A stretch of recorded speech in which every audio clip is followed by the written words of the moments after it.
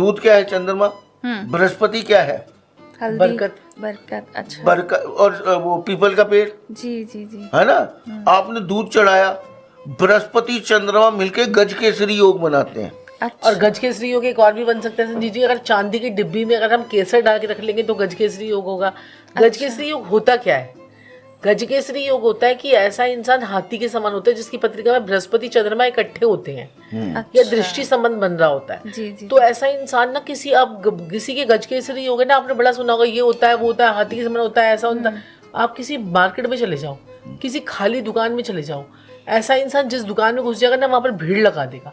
अच्छा। ये होता है गज केसरी योग का प्रभाव। मतलब अच्छा। उसका प्रभाव ऐसे पड़ता है, मतलब गज वो केसरी इंसान योग- जहाँ बैठता है ना वहां पर भीड़ लग गज जाती है। केसरी योग जो होता है मेरी माता रानी, उसका गाड़ी घोड़े बंगला सब मिलता है उसको जिंदगी में, अच्छा। कभी ना कभी जी जी। जरूर मिलेगा। जब वो टाइम आता है। गज केसरी योग में जैसे साक्षी जी ने बताया, आप कहीं इंसान गया वहां पे काम बढ़ जाएगा अपने आप, रीजन चाहे कुछ भी हो, काम बढ़ जाएगा वहां पे। आप कहते हो ना कि इस इंसान को मैंने अपने पास में रखा, जब से रखा है मेरा काम बढ़ा है, और जब से मैंने इसको रखा है तब से मेरा काम घटा है। घटा है। तो आपको ये बातें आप वैसे समझते हो, लेकिन उसकी कुंडली में कुछ ऐसे योग होते हैं कि एक बच्चा हमारे घर में पैदा हुआ जी। और हमारी तरक्की होनी शुरू हो गई।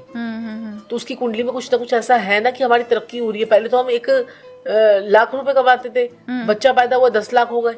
तो ये चीजें हमारे को मैटर करती हैं। अच्छा। तो ऐसे ऐसे योगों में बच्चे पैदा हो जाते हैं।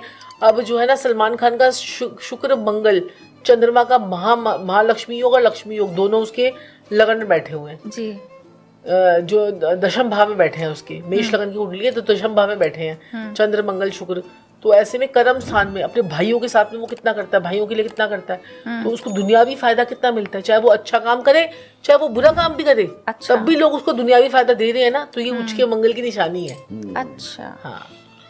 अब इसी में जैसे ज्यादा कोई मंगल का दान करवा दिया तो सारा फल खराब हो जाएगा। मंगल खराब हो जाएगा, उच्च के मंगल का दान करा दिया तो हमें देखने पड़ते हैं कि हमारा उच्च का ग्रह कौन सा है, नीच का ग्रह कौन सा है, पक्के ग्रह कौन से, राशि बल के ग्रह कौन से हैं, और जो है क्या कहते हैं कि कौन कौन से ग्रह हमारी कुंडली में युति बना के बैठे हुए, कौन कौन से ग्रह हमारे क्या कर रहे हैं।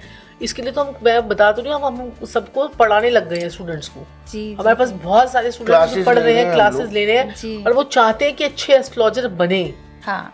है ना। एक पढ़ना, एक देखो आप यूट्यूब पे आजकल हर जगह पे नॉलेज बिखरी हुई है, बिल्कुल। लेकिन वो जो है ना लाइन वाइज नहीं है।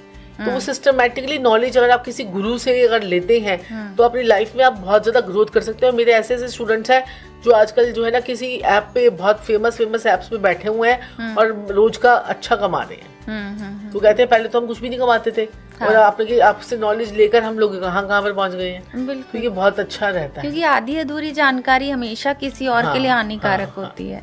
और हमें तो काफी सालों से जो है 22 साल हो गए हम इस प्रोफेशन में। तो 22 सालों से हम लोग जो सब लोगों का जो है वास्तु से, न्यूमरोलॉजी से, एस्ट्रोलॉजी से सभी लोगों को सर्व कर रहे हैं जी। तो ये चीज है। अगर गज केसरी योग घर में फलित करना है आपने जी, तो आप एक पीतल की मटकी ले आइए छोटी सी, उसमें चावल भर के रख दीजिए।